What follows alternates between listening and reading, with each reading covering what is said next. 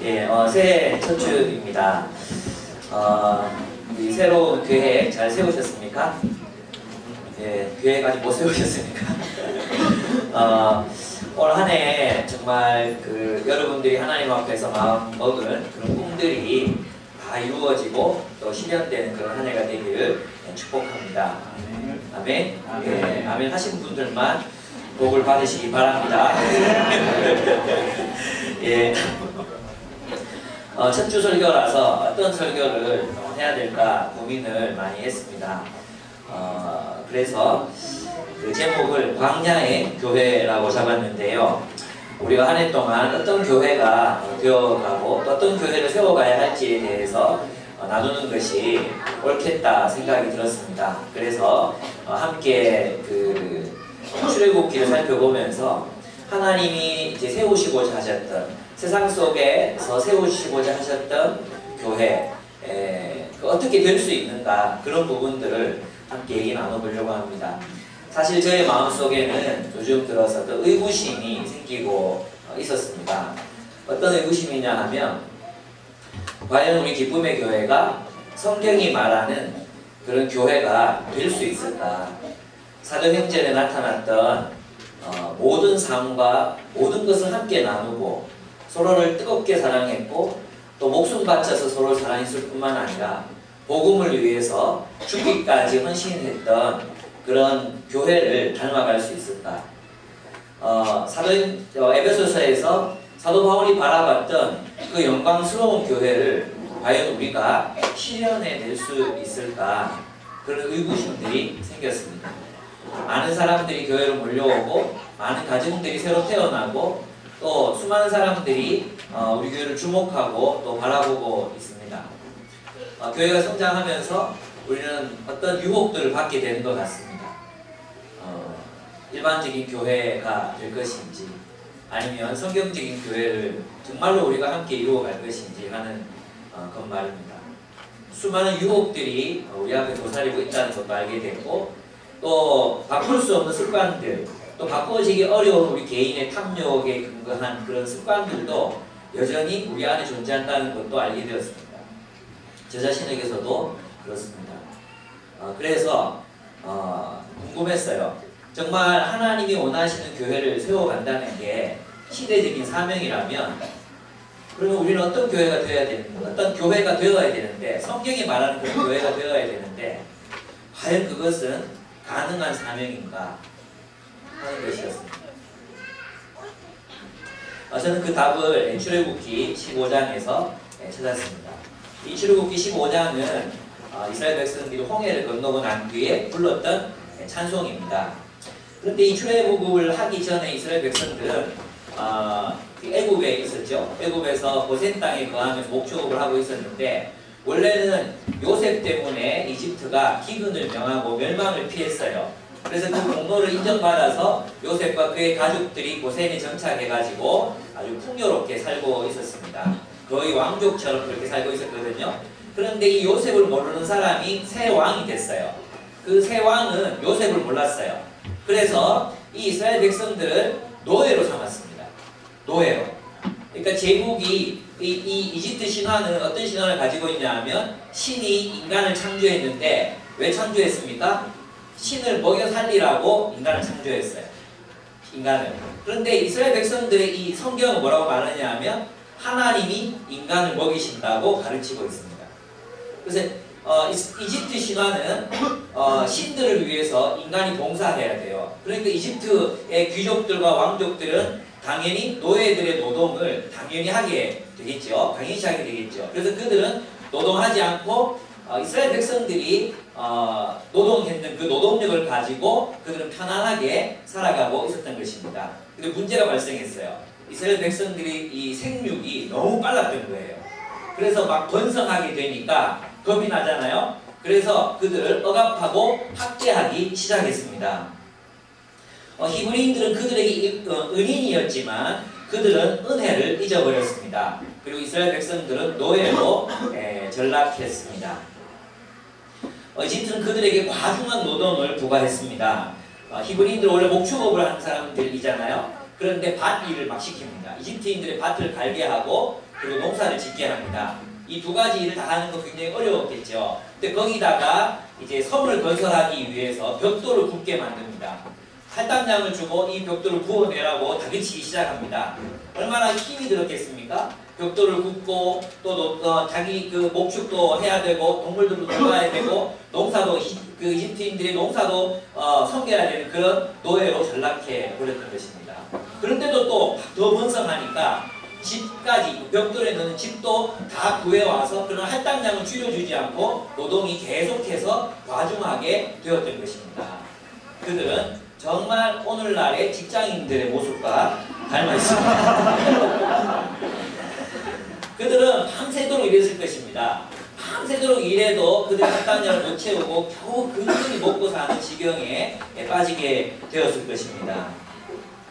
바로 그런 그들에게 학대받고 억압당하는 그들을 하나님이 찾아오셨습니다. 하나님이 히브리인들을 구원하려고 하십니다. 그러면 그 히브리인들에게 받는 구원이 과연 무엇인가 하는 것입니다. 그 히브리인들에게 있어서 구원은 무엇입니까? 애굽을 탈출하는 것입니다. 정말 이 본문은 놀랍게도 하나님이 누가 되시냐면 하나님이 총파업을 주도하십니다. 하나님께서 무엇을 하시냐 하면 이 히브리인들의 노동력이 없으면 이집트가 지탱이 안 되거든요. 그래서 10가지 재앙, 한 가지 재앙도 버거운데 10가지 재앙을 만나면서도 못 보내요. 그건 무슨 말이냐 하면 모든 노동자들이 일을 스탑한다고 생각해 보세요. 나라가 마비가 되잖아요. 그래서 이 애굽의 왕들이 바로의 걱정이 무엇이었는가 하면 저들이 우리를 떠날까 두렵다고 했어요. 저들이 강성해져서 우리를 떠날까 두렵다.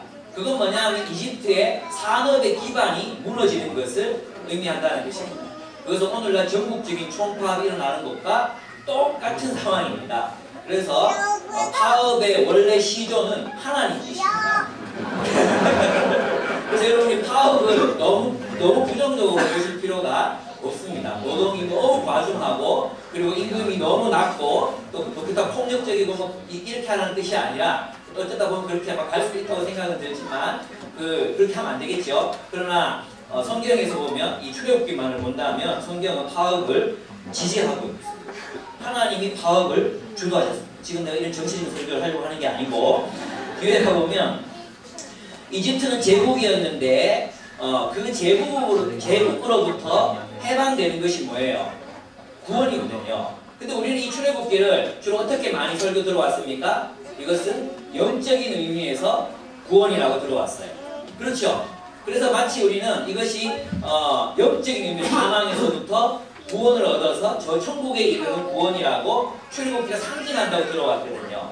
그러나 우리가 그 신구약 성경을 자세히 읽어보면 이것은 그런 의미가 아니라는 걸 알 수 있습니다. 여러분이 이것을 하나님 나라의 관점에서 이 출애굽기를 읽어보면 그런 영적인 의미에서 구원을 말하는 것이 아닙니다.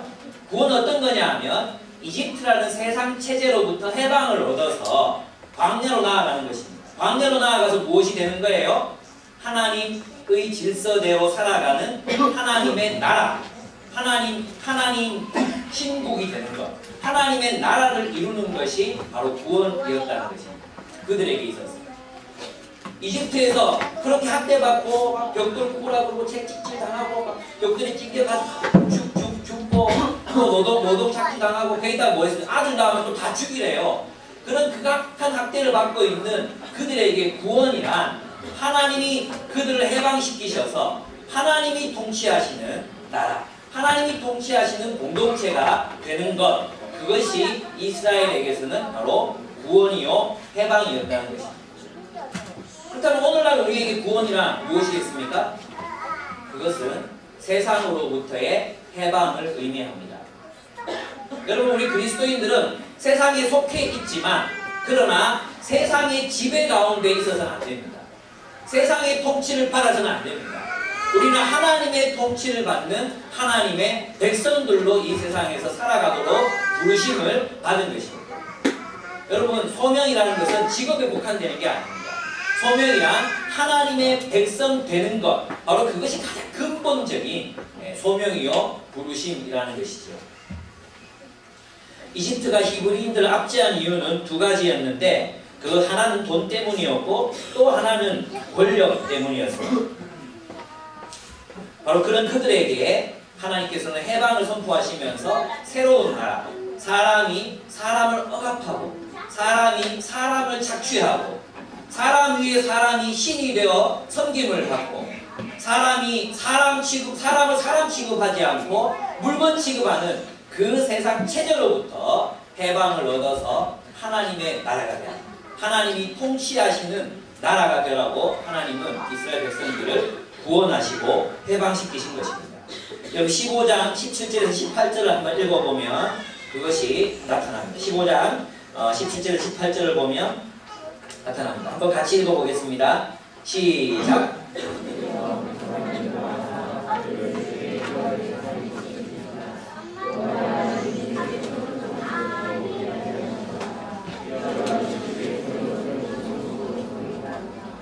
여호와께서 영원 무궁하도록 다스리시도다. 아멘. 아시겠죠? 왜 하나님이 그들을 홍해를 건너게 하셨습니까? 여러분 신약에서 이 홍해에서 우리가 다 같은 음료를 마시고 어떻게 했다고 그랬어요? 세례를 받았다고 했거든요. 그러니까 홍해를 건너고 난 뒤에 그들은 뭐가 되는 거예요? 왜 그걸 세례라고 부릅니까? 그들은 완전히 새로운 공동체가 되었다는 것입니다. 애굽에서 벗어나서 그들은 독립된, 애굽으로부터 해방된, 진정으로 애굽으로부터 해방된, 세상으로부터 해방된 하나님의 나라가 되었다는 의미가 바로 세례의 의미라는 거예요. 세례의 의미는 단순히 그냥 우리의 죄가 씻음 받았습니다. 당신은 죽을 때까지 세상에서 고생하다가 주님 나라 기다리고 천국에 영원히 올라가면 됩니다. 이런 식의 구원이 아니라 그들이 홍해에서 받은 세례는 하나의 국가, 하나님의 나라, 그 하나님의 나라가 되기 위한 세례를 홍해를 거쳐가면서 그들은 받게 되었다는 것입니다. 그래서 그들은 이제 진정으로 어떤 나라가 되는 것입니까? 주님이 손수 세우신 성소입니다. 제가 세 번역으로 한번 읽어보겠습니다. 주님께서 그들을 데려다가 주님의 소유인 주님의 산에 심으실 것입니다. 주님, 이곳이 바로 주님께서 계시려고 만드신 곳입니다. 주님께서 손수 세우신 성소입니다. 주님께서 영원 무궁토록 다스리실 것입니다. 아멘? 그러니까 우리는 하나님의 나라가 되라는 부르심을 받는 것입니다. 어떻게? 눈에 보이는 하나님 나라가 되라는 거예요. 우리 교회가 세상의 체제로부터 벗어나서 세상의 질서와는 다른, 세상의 질서가 아닌 하나님 나라의 질서를 살아가는 완전히 새로운 공동체를 실현하라는 것입니다. 그래서 초대교회는 로마 제국의 지배를 받는 공동체가 아닌 하나님이 통치하시는 새로운 공동체를 출범시켰던 것입니다. 노예와 주인이 서로를 형제라고 불렀습니다. 예, 그리스도인인 노예들을 해방시켜서 자신의 친족으로 삼았습니다. 부자들은 가난한 자들을 위해 자기 것을 베풀었습니다. 가난한 자들도 그 안에서 자신의 주인과 더불어 형제애를 마음껏 누리며 나누었습니다. 하나님의 나라가 이 땅으로 도래했던 것입니다. 이것이 어떻게 가능하겠습니까? 우리는 이 불가능한 꿈을 꾸는 사람들입니다. 이 불가능한 꿈을 꾸는 사람들의 이름은 바로 그리스도인이라는 것입니다. 또 26절을 한번 읽어보시면 너희가 너희 하나님이 나의 말을 잘 듣고 내가 보기에 옳은 일을 하며 나의 명령에 순종하고 나의 규례를 지키면 내가 이집트 사람에게 내린 어떤 질병도 너에게 내리지 않을 것이다. 나는 주 곧 너희를 치료하는 하나님이시다. 했습니다. 여러분 구원은 많은 사람들이 예상하듯이 애국을 변화시키는 게 아니에요. 여러분 우리가 세상의 정치에 대해서 이야기하고 정의를 부르짖는 이유는 그들이 뭐 변화돼서 놀라운 어떤 세상에 놀라운 복지국가를 세울 것이라는 기대감을 가지고 부르짖는 게 아닙니다. 그래서 하나님의 통치, 하나님의 정의의 통치가 우리를 지배하고 다스린다는 것을 증언하기 위해서 부르짖는 것이지 우리는 세상에 희망을 두지 않습니다. 만약에 그랬다면 하나님 어떻게 하면 되냐 하면 하나님은 이집트 안에서 고센 땅인 이스라엘 백성들을 강성케 하셔가지고 이집트 몰아내고 거기 하나님 나라 세우면 돼요. 그렇지 않습니까? 근데 하나님은 그런 일을 하시지 않으셨습니다. 하나님은 새로운 질서를 창조하셨습니다. 하나님은 새로운 나라를 건국하셨던 것입니다. 새로운 공동체를 창조하신 것입니다.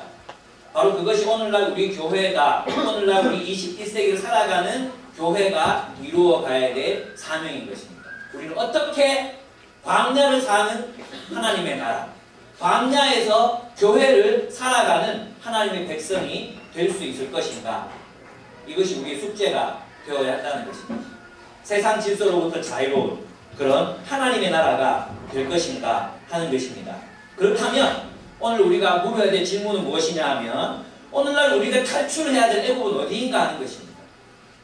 오늘날 우리가 탈출해야 될 애국, 우리가 탈출해야 될 해방을 얻어야 될 세상은 바로 어떤 세상인가 하는 것이죠.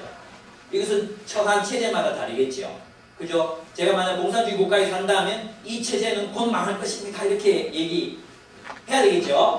마찬가지로 지금 우리가 살아가는 체제는 신자유주의를 등에 업고 그것을 모든 것을 돈으로 사고 팔 수 있는 것으로 만들어버린 자본주의입니다. 우리가 탈출해야 될 세상은 다른 게 아니라 신자유주의적 자본주의, 그것으로부터 우리는 탈출해서 하나님 나라를 살아가는 새로운 하나님의 질서를 창조해야 될 책임을 우리가 받고 있는 것입니다. 여러분, 자유주의 이러니까 이것이 여러분이 예전에 그 르네상스 이후에 그 인문학적인 그런 의미에서 자유주의를 많은 사람들이 생각해요. 그래서 오늘날의 자유주의는 그런 의미가 아니에요. 오늘날의 자유주의는 어떤 의미냐면 경제적으로 자유를 행사할 수 있다는 의미예요. 강신주라는 철학자가 좀 굉장히 많이 뜨고 있죠. 강신주. 아주 어려운 철학을 쉽게 풀어서 가르쳐요. 근데 그분에 의하면 신자유주의란 어떤 거냐 하면 원래 신자유주의가 사유주의 때문에 자유주의가 많이 이제 막 퇴행을 하다가 영국의 대처, 그 다음에 오일 쇼크 이후에 신자유주의가 완전히 전면에 나서서 세계 질서를 재편해가고 있습니다. 그것은 어떤 의미냐 하면 돈 있는 사람은 자유를 누린다는 뜻이에요. 그것은 무슨 말이냐 하면 자본의 자유를 의미하는 것입니다. 자본의 자유. 신자유주의는 다른 게 아니에요. 인간이 자유롭다 이런 게 아니라 자본이 자유롭다는 거예요. 자본이. 그래서 돈 많은 사람이 공기도 사고 물도 사고 아름다운 계곡도 사고 비치도 사고 주파수도 사고 철도도 사고 병원도 사고 모든 것들은 시장의 기능에 맡기는 것이 신자유주의예요. 그래서 이제 오늘 우리 그리스도인들은 이 신자유주의를 거부해야 될 책임을 그럼 분명히 받고 있다고 생각합니다. 왜? 신자유주의는 모든 것을 돈의 가치로 환산하기 때문입니다. 모든 것을 사고 팔 수 있는 것으로 만들어버립니다. 이 자유를 돈 있는 사람이 자기 마음대로 사고 팔 수 있는 자유를 국가가 제한하지 마라. 이게 신자유주의예요. 이제 아시겠습니까? 마이클 샌델의 테드 강의를 꼭 한번 들어보시면 한글로 번역도 되어 있거든요. 한번 들어보십시오. 어떤 얘기들이 나오냐면 두 가지를 얘기해요. 대표적으로 미국의 놀이공원을 가면 우리나라도 줄을 쫙 서잖아요. 그죠? 줄 서서 기다리면 당연하죠. 근데 미국의 이제 많은 놀이공원들에서는 어떤 것들을 이제 하느냐 하면 돈을 더 많이 주면 앞줄에 세워요. 기다리지 않고 놀이기구 탈 수 있어요. 우리나라 같으면 지금 어떻게 했습니까? 막 소리 지르겠죠? 근데 있잖아요. 몇 년 지나지 않아서 우리나라도 그렇게 돼요. 몇 년 지나지 않아서. 돈 있으면 앞줄을 탁 쓴다니까요. 있잖아, 막 사람 응급실에 막 죽어가고 있는데, 사람들이 막 죽어가고 있는데, 자기가 뒤에 왔어요, 뒤에. 근데 돈 있으면 앞줄이 탁. 입원실, 수술실. 먼저 탁 들어가는 게 신자유주의예요. 이런 세상을 우리가 살아가고 있습니다. 여러분, 교육은 또 어떻습니까? 우리나라에 원래는 다 공교육밖에 없었죠. 공교육 시키니까 애들이 이런 게 있잖아요. 우리 있는 집 사람들이 주로 하는 이야기, 그런 이야기들. 저 수준 낮은 저소득층 아이들하고 우리 애들을 섞어 놓으니까 애들이 버릇이 나빠지고 공부도 제대로 안 하고 그렇다 이거예요. 지저분하다 이거예요. 한마디로 썩었다 이거예요. 우리 애들 쓰는 말로. 그래서 어떻게 해요? 사립학교 만들었어요. 기숙형 사립학교, 자립형 사립학교. 이게 다 뭡니까? 부자들을 위한 깨끗한 공간, 깨끗한 교육, 또 자신들의 기득권을 유지할 수 있는 교육을 한 것입니다. 그리고 옛날에는요 교육이 평등했어요. 그래서 공부 좀 열심히 해서 서울대 가면 그래서 자기들이 가난하게 컸기 때문에 사회 개혁에 대한 의지가 있었어요. 근데 지금 어떻습니까? 스카이 가려면은 한 달에 300만 원짜리 가외해야 갈 수 있어요. 가난한 사람들 20% 10%가 그리고 걔들은요 이미 어떻게 해요? 이미 강남권에서 전부 다 그 사회 기득권층을 다 형성하고 있기 때문에 옛날에는 있잖아요. 공부 잘하는 검사, 돈 많은 무식한 부자 이게 대비가 되잖아요. 그래서 공부 잘하는 가난한 검사와 결혼시키는 게 꿈이었지만 지금은 부자 검사들이 넘쳐나요. 그러니까 가난한 검사 따위를 거들떠도 안 보는 거예요. 무슨 뜻인지 아시겠습니까? 그래서 오늘 우리 시대는 할아버지 재력이 제일 중요한 시대가 된 거예요. 할아버지 재력. 아버지로도 안 돼. 할아버지 재력이 좋아야 뭐 검사가 돼도 빛을 발하는 거예요. 할아버지 재력 없으면 검사고 의사고 나발이고 다 빚지고 살아 이제는. 그게 신자유주의예요. 그래서 샌델은 우리 그렇게 물어요. 모든 것을 사고 팔 수 있는 것으로 만든다면. 여러분 있잖아요. 미국에 정말 경치 좋은 비치를 가려면 못 들어가요. 왜 그런지 아십니까? 부자들이 그걸 다 사가지고 펜스 쳐놓고 사냥개 풀어놨어요. 못 들어가요. 좋은 계곡들을, 좋은 산과 계곡들을 부자들이 사서 자기들 땅으로 만들어 놓고 못 들어가게 만들어놨어요. 우리 모두가 누리라고 하나님이 주신 공공의 재산들을 전부 다 사고 팔 수 있는 것으로 만들어 버리는 게 바로 신자유주의. 그래서 대처가 죽었잖아요. 그래서 많은 사람들이 그거 참 보이에게는 안 되는 일이지만 많은 사람들이 피켓팅을 들고 뭐라고 말했냐면 대처의 장례식을 위해 경매를 붙이자. 누가 더 싸게 공급하는지 장례식 업체 경매를 붙이자. 그런 이야기가 나올 정도로 대처는 누구냐 신자유주의를 영국 경제에서 강력하게 밀어붙였던 사람입니다. 그렇습니다. 작은 예로 우리 수성구 아이들을 모아놓고 우리 한 수성구에 있는 한 가정에서 이제 성탄 파티를 열었습니다. 근데 그 아이들이 와서 하는 얘기가 뭔지 아십니까? 너희지 우리보다 잘해. 이거였습니다. 아이들이 와서 좀 사는 집에 가면 있잖아요. 뭘 비교하느냐면 아버지 연봉, 아버지 무슨 차 타고 다녀, 아버지 몇 평에 살아. 이게 뭐예요? 우리 아이들마저도 돈이 가장 중요한 시대를 살아가게 되었다는 것입니다. 우리는 이 세상으로부터 자유로워야 됩니다. 여러분 우리 청소년들 보면 폰에다가 자기가 좋아하는 연예인들 사진 막 올려놓고 다니잖아요. 여자애들은 샤이니 주로 좋아하고 엑소 좀 좋아하고 뭐 그래요. 또 뭐 남자애들은 걸스데이 좋아하나 누나들이랑 별로 안 좋아하나? 뭔지 잘 모르겠어요. 근데 이제 유희열이 그렇게 말했어요. 유희열이 노래는 행복하기 위해서 하는 거라고. 나 그 얘기 들으면서 기절할 뻔했어요. 그러면 그 3대 그 회사, 그 3대 기획사에 못 들어간 아이들은 다 뭐예요? 행복하지 않잖아요. 그래서 나도 이제 이런 거대 자본이 지원하는 노래를 내가 안 들어야 되겠다 생각이 드는 거예요. 노래를 꼭 잘하는 사람이 불러야 되나? 나는 노래 못하나? 옛날에 어땠나? 공동체가 모닥불에 둘러 앉아가지고 그죠? 기타 뭐 잘 못 치는 박자하는 노래 모닥불 피우고 그렇게 하면은 서로 마이크 고개 흔들어가면서 이렇게 했단 말이에요. 근데 이제 앞에 나와서 마이크 잡고 진짜 막 연습하고 불러도 에이 저건 노래가 아니야 뭐 이런 식으로 우리가 되어버렸어요. 왜 우리의 공동체성이 자본이라는 자본들 때문에 이렇게 모든 것들이 망가지는 시대를 우리가 살아가게 됐습니까? 그래서 우리 교회는 그런 가요제를 열고 싶어요. 노래 못하는 사람 나와서 노래해라. 우리 감동받아 주겠다 이거 감동받아 주겠다. 그게 하나님 나라의 새로운 질서 아닙니까? 왜 그 노래를 좋아하십니까? 이런 거 있잖아요. 그런 줄 들어보고 싶어요. 근데 왜 우리는 꼭 이렇게 공기반 소리반 이런 것들이 우리가 그 얘기 듣고 있어야 됩니까? 그렇습니다. 우리는 어떻게 이 세상으로부터 구원을 얻을 수 있는가? 그들은 어떻게? 불가능하잖아요. 그럼 대책을 한번 생각해 보세요. 정말 이스라엘 백성들이 조금이라도 이집트에서 먹고 살 수 있었으면 안 나갔어요. 그럼 뭐하러 나가겠어요? 그 먹고 살 수 있는데 그래서 하나님이 극단적으로 그들을 이 박해를 허용하시는 거죠. 압박을 허용하시는 거예요. 나가자. 차라리 이제 광야에 나가서 죽자. 이렇게 되는 거지. 죽어도 좋다. 저 광야로 가자. 광야는 어떤 곳입니까? 아무것도 없어요. 아무것도 없는 게 광야야, 한마디로. 아무것도 없는 그곳에 가서 뭐 하자는 거 하나님이 나라 세우자. 이거 아니에요. 나라 세우자. 어디 가서? 사막에서. 미쳤습니까? 근데 이 미친 짓을 하게 되는 이유가 뭐냐 하면 너무 힘드니까 차라리 그냥 저기 나가서 죽는 게 낫겠다. 그리고 다 나가는 것입니다.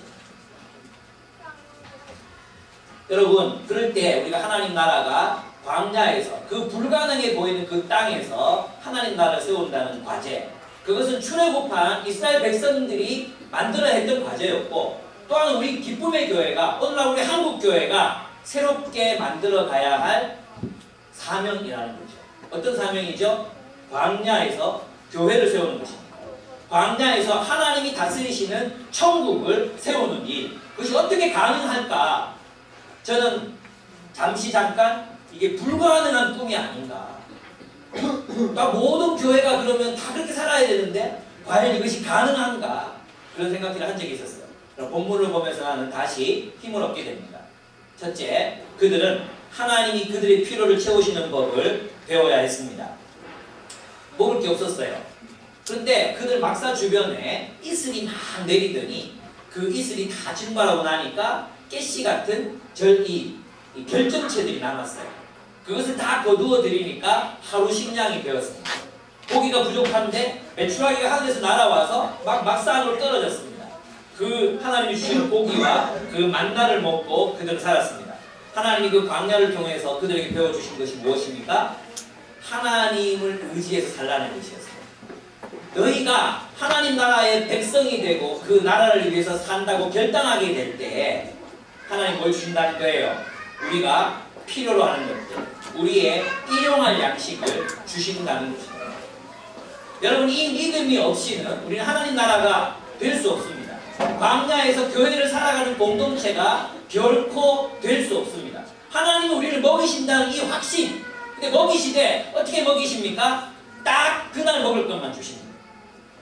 그래서 있잖아요, 여러분, 우리가 미래에 대해서 너무 많은 걱정을 하면 결코 우리는 하나님 나라에 살 수 없어요. 여러분, 제가 하나 퀴즈를 낼게요.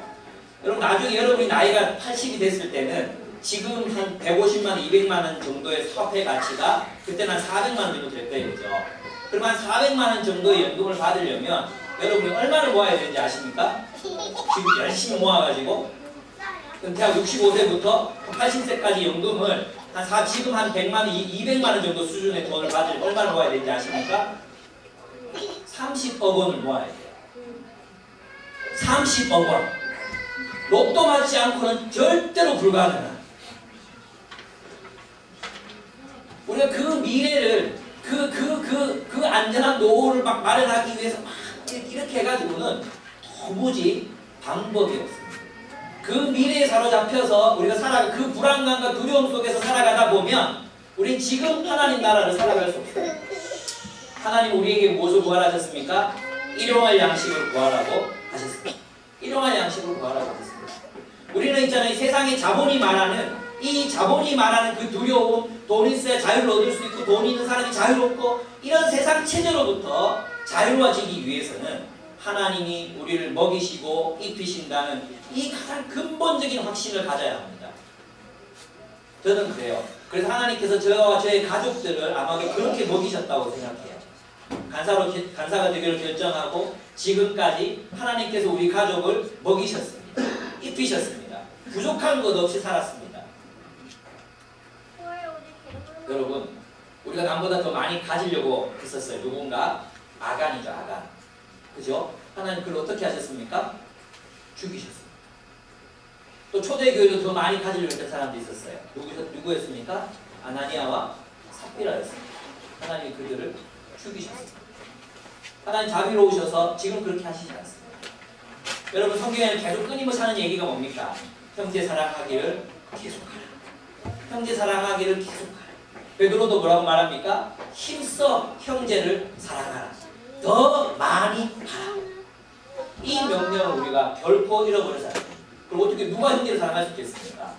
하나님께서 공급하심을 믿는 자, 것들이 그렇게 할 수 있습니다. 여러분 요즘 페이스북에 그 많은 젊은이들이 막 링크 걸고 막 공유하기를 하는 사람 있죠. 할아버지 최형국이라는 할아버지. 저도 처음 들어봤어요. 최형국이라는 할아버지가 계신데 이 1960년대 그때에는 소득세를 한국에서 10위 안에 6위 소득세 10위권에 드는 기업을 가진 회장님이셨대요. 그러니까 엄청나죠. 지금 SK 정도 되는 회장님이셨대요. 근데 이분이 하는 얘기를 우리가 들어봐야 돼요. 어떻게 이게 지금은 돈도 아무것도 없는 할아버지인데 그냥 경남 양산에 있는 효암고등학교의 이사장으로만 이제 직무하고 계시는 분이십니다. 그분이 말씀하시길 이렇게 말했어요. 우리는 왜 돈을 버는가? 돈 쓰는 재미 때문에 돈을 벌잖아요. 우리는 솔직히. 그죠? 그런데 이분이 말하기를 돈 쓰는 재미에 비교할 수 없는 재미가 돈 버는 재미예요.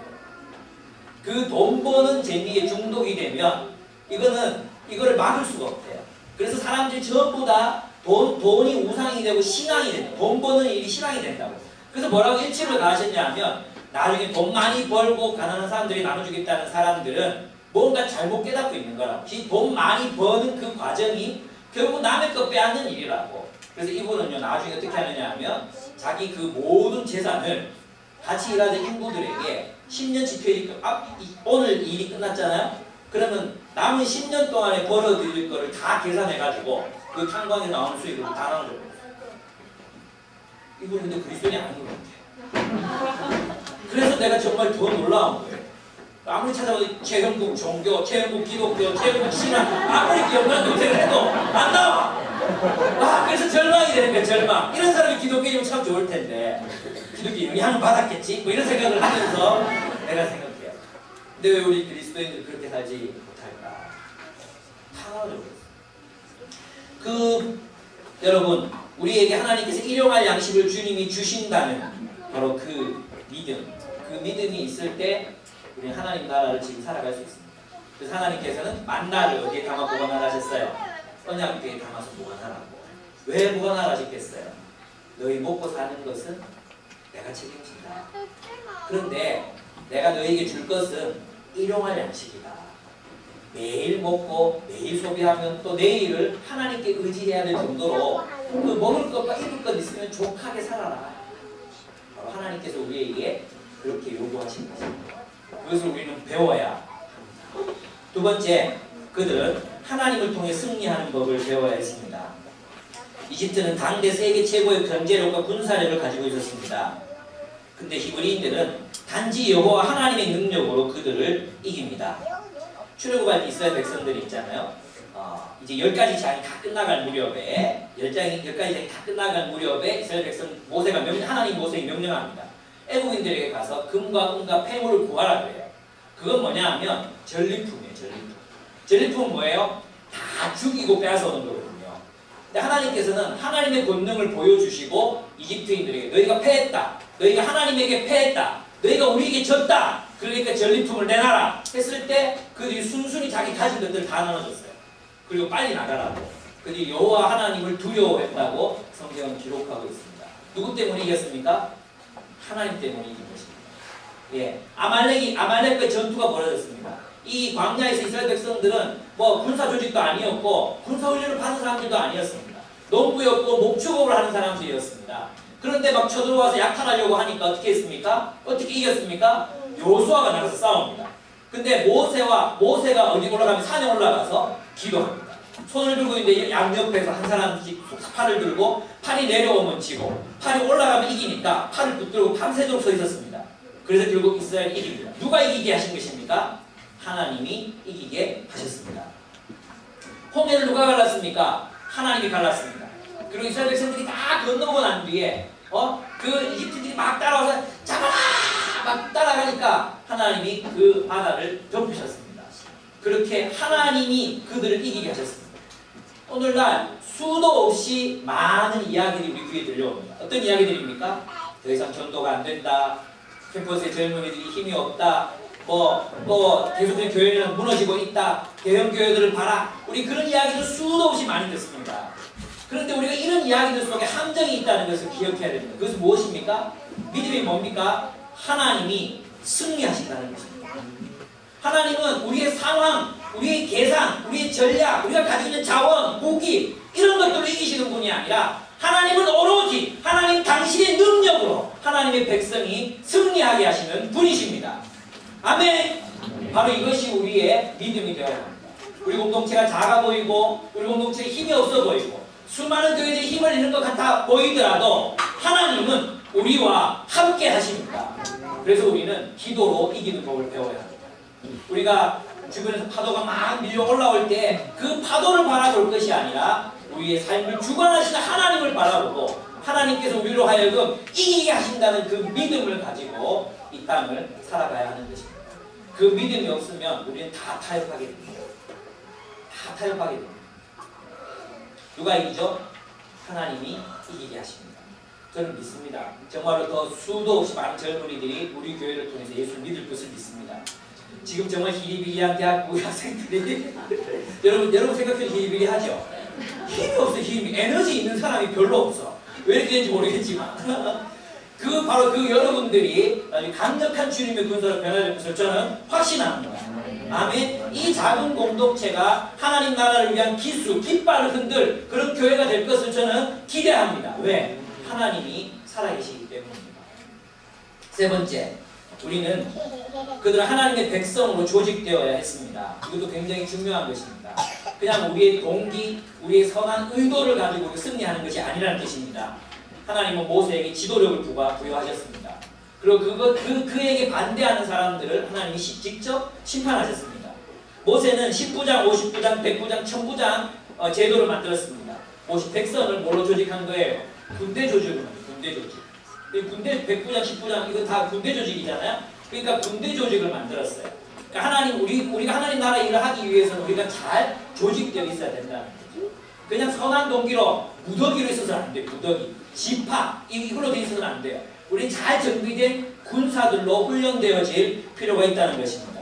그리고 그들을 레위인의 제사제도 율법을 통해서 완전한 하나님의 나라가 되어갔습니다. 이것의 함의, 이것이 가지고 있는 속뜻을 우리가 이해해야 합니다. 그게 뭔지 아십니까? 우리 이 땅에서 실제적으로 하나님이 통치하시는 공동체, 조직이 되어야 될 필요가 있다는 것입니다. 그래서 우리 소그룹들이 다 정말로 서로를 사랑하는 작은 단위의 공동체들이 되고 그 안에서 정말 진정한 나눔과 서로를 위한 기도, 뜨거운 사랑들이 있어야 합니다. 이론적으로가 아니라 정말로 있어야 합니다. 진짜로 우리가 서로를 사랑해야 합니다. 진짜로 우리가 우리의 가진 것들을 내어놓아서 형제를 사랑하기를 멈추지 않아야 합니다. 그렇게 하면 우리가 이 땅에 진짜 존재하는 저 하늘이 아니라 이 땅에 존재하는 하나님 나라에 실제로 우리가 살아가야 한다는 것입니다. 저는 여러분의 공동체가 자그마한 그 공동체들이 그런 하나님 나라의 이야기가 풍성해졌으면 좋겠습니다. 우리 청소년부 마찬가지입니다. 여러분들이 서로를 바라보면서 서로 미워하고 뭐 띠껍다니 뭐 이렇게 서로 막 그렇게 얘기하고 밀어내고 또 막 선생님한테 반항하고 이럴 게 아니라 여러분들은 하나의 공동체, 서로를 뜨겁게 사랑하는 공동체가 되어야 합니다. 현웅아, 태영아, 너희들은 서로 깊이 사랑하는 공동체가 되어야 돼. 알겠나? 태영아 알겠나? 아니요. 내 설교한테 아니요 처음 들어봤는데. 알겠습니다. 네 번째로 빨리 넘어가겠습니다. 하나님의 인도를 받는 법을 배워야 했습니다. 40장 이제 마지막인데 40장 읽어보겠습니다. 40장 34절에서 38절입니다. 이 본문이 너무 좋습니다. 34절에서 38절인데 같이 읽도록 하겠습니다. 찾으셨으면 출애굽기 40장 34절에서 38절인데 큰 소리로 한번 같이 읽어보겠습니다. 시작. 구름이 회막에 덮이고 여호와의 영광이 성막에 충만하매 모세가 회막에 들어갈 수 없었으니 이는 구름이 회막 위에 덮이고 하나님의 영광이 성막에 충만함이었으며 구름이 성막 위에서 떠오를 때에는 이스라엘 자손이 그 모든 행진하는 길에 앞으로 나아갔고 구름이 떠오르지 않을 때에는 떠오르는 날까지 나아가지 아니하였으며 낮에는 여호와의 구름이 성막 위에 있고 밤에는 불이 그 구름 가운데 있음을 이스라엘의 온 족속이 그 모든 행진하는 길에서 그들의 눈으로 보았더라. 아멘. 그들은 어떤 꿈을 가지고 나아갔습니까? 하나님 나라를 가나안 땅에 세우겠다는 꿈을 가지고 나아갔어요. 그런데 어디까지 나아갔습니까? 구름이 하나님이 인도하시는 만큼 구름이 떠오르지 않을 때는 머물렀습니다. 그래서 우리 공동체는 지도자의 비전이 아니라 하나님의 인도함을 받는 공동체가 되어야 합니다. 저는 그렇다고 믿습니다. 우리 유라로 이사 올 때에도 우리 모든 성도들과 함께 그 이야기를 함께 나누었습니다. 그리고 함께 분별했습니다. 하나님께서 우리를 어떻게 인도하시는지를 모두에게 물었고 정말 모든 사람들이 유라 땅으로 가자고 동의했습니다. 저는 바로 그런 과정들이 하나님의 인도를 받는 과정이라고 생각합니다. 지도자가 물론 길을 제시하겠지만 우리 모두가 하나님이 우리를 어디로 인도하실지, 우리 모두가 하나님의 영광, 하나님의 임재 속에 머문다면 하나님이 그 뜻을 분명하게 우리에게 보여주실 것이라고 믿습니다. 여러분, 그래서 우리 공동체는 하나님의 뜻을 분별할 수 있는 성숙한 공동체가 되어야 합니다. 하나님이 어디로 인도하시는지 주목해야지 지도자가 가자고 한다고 무조건 따라가면 안 됩니다. 최근에 어떤 큰 교회, 이게 정말 이름 얘기하면 난리가 나기 때문에 얘기 안 하겠습니다. 절대로. 암시도 하겠지만 어떤 큰 교회에서 부목사님을 모아놓고 담임 목사님이 설교하게 되었어요. 설교 어떻게 하느냐? 이렇게 해야 된대요. 일단 성도들의 필요를 다 조사한다. 그리고 그 필요에 딱 맞는 이야기들을 성경을 짜집기 해서 이야기합니다. 그래서 듣는 부목사들이 하도 황당해가지고 몇 번이나 물었대요. 아니, 본문에 있는 의미를 밝혀서 성도들에게 적용해야 되는 거 아닙니까? 이렇게 물었대요. 그렇게 설교하면 안 되고 성도들이 원하는 이야기들을 듣고 그리고 그 이야기에 맞는 성경 본문들을 짜집기 해서 참되지로 설교해요. 이쯤 되면 이단이라고 봐야 되지 않습니까? 여러분, 우리가 그런 시대를 살아가고 있습니다. 그런 시대. 그래서 있잖아요. 여러분, 지도자 누구 믿으면 안 돼요. 뭘 믿어야 돼요? 하나님은 그 지도자에게 만약에 어떤 비전을 주신다면 우리 모두에게 똑같은 마음들을 좀 주실 거라고 믿습니다. 어떨 때 우리 모두가 하나님의 임재 가운데 있습니다. 우리 모두가 하나님의 영광 속에 있어요. 하나님의 성막이 우리를 인도할 때 그때 우리는 알게 될 것입니다. 그래서 있잖아요. 저는 사실 내년이 궁금하고 내후년이 궁금하고 또 우리 교회가 지금 다 나누려고 했는데 어떻게 다 돈이 없어갖고 다 모이기도 했고 막 이런 원래 제가 생각했던 거 갖고 다 막 풀어졌잖아요. 하나님 우리를 어디로 인도하실까? 지금 기대하는 마음이 더 커지고 있습니다. 불안하기보다도 하나님 다음 단계는 어디입니까? 지금은 그냥 머물러 하시니까 이대로 머물겠습니다. 그러나 때가 되면 하나님 선명하게 보여주십시오. 우리 모두가 알 수 있도록 하나님께서 보여주십시오. 기도합니다. 진짜 지도자는 어떤 사람인지 아십니까? 자신이 그림을 가지고 사람들에게 강요하는 게 아니라 하나님이 가자고 하는 대로 이끄는 사람이 지도자라고 생각합니다. 여러분, 모세를 보면 그 보름 만에 갈 수 있는 길을 몇 년을 돌아갔습니까? 40년을 돌아갔습니다. 40년 동안 몇만 명이 죽었습니까? 나왔던 60만 명이 다 죽었습니다. 그럼 이쯤 되면 실패한 지도자죠. 효율적인 지도자는 아니에요. 보름 만에 갈 수 있는 거리를 40년 돌아갔고 함께 나왔던 사람 다 죽었잖아요. 그러나 그는 실패한 지도자였습니까? 아니었어요. 왜 우리가 그를 위대한 지도자라고 부릅니까? 그는 하나님의 인도를 따랐기 때문입니다. 여러분이 저를 위해서 기도할 것은 하나님 우리 목사님이 큰 비전 가지게 해주십시오. 그런 기도하지 마십시오. 지금 두렵습니다. 지금도 무겁습니다. 어떤 기도 하셔야 되냐면 하나님 우리 목사님이 하나님의 뜻을 분별하고 하나님의 길을 따라 걷는 사람이 되게 해주십시오. 그럼 나만 보면 됩니까? 나만 보면 나는 봤다. 너 못 봤지 병신들아. 이러면서 내가 막 설교하면 되겠습니까? 안 되죠. 우리 모두가 봐야 됩니다. 우리 모두가 볼 수 있는 영성을 가져야 합니다. 주님께서 우리 다음 단계, 지금 나는 잘 모르겠어요. 언제 우리를 또 분할하실지, 더 크게 키우실지, 아니면 막 지금 싱가포르 시티하면서 더 막 이렇게 막 어우 슬픈 교회가 되게 하실지 저는 정말로 모르겠어요. 감을 잡고 싶고 하나님 요거 요렇게 저기 막 이렇게 미리 예산을 하고 싶지만 모르겠습니다.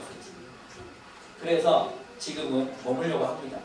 하나님이 지금 우리 어떻게 역사하시고 어떤 일을 하시는가를 보고 한 걸음 한 걸음 여러분과 함께 나아가겠습니다. 여러분과 함께 하나님의 뜻을 분별하고 함께 같이 걸어가 주시면 좋겠어요. 마지막으로 뭐냐, 그들은 함께 걸었어요. 구름 기둥이 뜨면 나 안 갈래! 힘들어! 여러분 나오보죠! 여러분 나오보죠! 이렇게 안 했어. 그들은 함께 길을 걸었어요. 구름 기둥이 뜨면 같이 걸어갔고, 그리고 문제도 많았어요. 서로 싸우기도 하고 또 뭐 안에 내분도 일어나고 그랬어요. 그렇지만 그들은 결국 끝까지 걸어가서 가나안 땅에 입성하게 되었습니다. 우리 교회가 그런 교회가 되었으면 좋겠습니다. 많은 내외적인 어려움이 있을 것입니다. 공격도 있을 것이고 우리 안에 내부적인 어려움도 있을 것입니다. 애들끼리 치고받고 싸워가지고 이빨이 빠지기도 하고 이런 일도 생길 것입니다. 부모의 마음 상하기도 하고 또 뭐 오해도 생기고 그럴 것입니다. 그죠? 왜? 우리 사람 사는 사회니까. 근데 우리가 믿는 것은 우리가 함께 그 와중에서도 함께 걷기를 포기하면 안 된다는 것입니다. 광야입니다. 이 우리 세상이라는 광야, 이집트라는 세상을 벗어나서 이제 광야길을 걷습니다. 불가능한 꿈을 우리는 꿉니다. 그 불가능한 꿈이란 바로 세상 한복판에 하나님이 다스리시는 천국, 하나님이 다스리시는 하나님의 나라를 세우고자 하는 꿈입니다. 여러분 이 꿈에 동의하셨습니까? 여러분 이 꿈을 함께 꾸는 것에 동의하십니까? 동의하신다면 아멘 하십시오. 그러면 우리는 함께 하나님의 나라를 이 땅에 실현시키고 구체적으로 만들어내고 우리의 가진 것을 나누고 우리의 모든 열정을 다해서 그 하나님의 나라를 선포하는 삶을 살아가기로 결단하시기를 당부합니다. 힘들고 어려운 일도 있겠지만 함께 걷기를 선택합시다. 광야 속에 교회를 세웁시다. 세상 속에 세상 한복판에 하나님의 나라를 건설합시다. 함께 기도하겠습니다. 여러분 우리 안에 많은 장애물들이 있습니다. 첫 번째 장애물은 우리 안에 있는 자본주의죠. 자본주의에 길들여진 사고방식. 우리가 학교 교육에서부터 학원에서부터 또 주변의 매스미디어로부터 우리도 모르게 길들여진 사고방식이 있습니다. 여러분 제가 지난 시간에 뭐라고 말했습니까? 우리가 정말 하나님 나라를 살기 위해서 뭐가 필요하다 그랬습니까? 창조적인 상상력. 성경의 뿌리 박은 예언자적 상상력이 필요하다고 했습니다. 세상에 길들여지지 않은 상상력입니다. 저는 최영국 씨에게서 그 할아버님에게서 그런 상상력과 비전을 봅니다. 많은 사람들이 그런 꿈을 꿉니다. 여러분 우리도 새로운 꿈을 꿔야 합니다. 세상이 여러분에게 주입시켜준 꿈, 돈 많이 벌어서 자유를 얻어라. 돈을 많이 벌려면 이 체제에 순응해라. 그리고 이 체제가 말하는 대로 단계를 밟아라. 이 모든 것 다 거짓말입니다. 우리는 완전히 새로운 인생을 선택해야 합니다. 우리는 완전히 새로운 삶을 선택해서 살아가야 합니다. 그것은 세상으로부터 자유로워지는 길이고 세상 한복판에 하나님의 나라를 창조적으로 세우는 길입니다. 그것은 우리 엄청난 상상력을 필요로 합니다. 여러분의 상상력을 해방시키십시오. 노예 근성에서부터 탈피하십시오. 제국이 여러분에게 주입한 그 모든 억압으로부터 여러분 스스로를 해방시키십시오. 하나님의 말씀은 우리를 그렇게 하실 수 있습니다. 우리가 교회가 될 때는 장애물들이 있습니다. 주변의 교회들입니다. 주변의 교회들조차 세상의 가치관으로부터 완전히 벗어나지 못했습니다. 여러분 주변의 많은 교회들과 특별히 저 대형 교회들과 여러분 비교하지 마십시오. 우리 안에 있는 탐욕과 우상들이 있습니다. 나도 잘 살고 싶고 돈으로 자유를 누리고 싶고 나도 돈 많이 벌어서 저 남들이 누리는 거, 저 남들이 사는 별장도 사고 싶고 우리도 그런 탐욕이 있습니다. 이거 우리가 다 내려놓고 하나님이 원하시는 자유로 나아가지 않는다면 우리 이 땅에 하나님 나라를 결코 세울 수 없을 것입니다. 네. 우리 안에 어떤 장애물들이 있는지 돌아봅시다. 주님 앞에 하나님 이거 내려놓겠습니다. 하나님, 내가 정말 하나님 나라가 되겠습니다. 내가 하나님 나라의 공동체를 이 기쁨의 교회라는 이 주님께서 허락하신 이 공동체 속에서 세워가겠습니다. 정말 서로를 사랑하고 끊임없이 서로를 사랑하고 돌보고 하나님 나라의 질서를 세워가고 높은 자가 낮은 자를 섬기고 부자가 가난한 자를 위해서 나누고 그리고 주님의 복음을 증거하는 그런 공동체를 세우겠습니다. 같이 한번 기도하겠습니다.